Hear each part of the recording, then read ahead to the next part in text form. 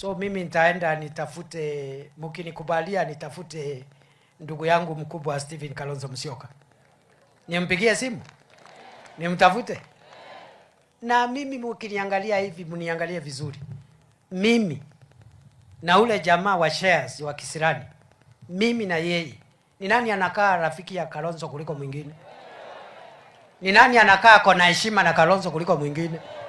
Ni mimi ama ni mtu ya Kisirani? Ni mimi ama ni mtu ya ukabila? Ni mimi ama ni mtu ya matusi? So nitafute Kalonzo, tuongee kama mandugu. Unajua is my elder brother, I can talk to him anytime. Na hata yeye hakuna siku moja mmesikia ametusi mimi. Wale watu hawaelewi, they don't know. Yes, so watch this space. Ama namna gani jameni? Wangapi wanasema tutafutane, viongozi wote watafutane, wale wako na nia njema na heri njema.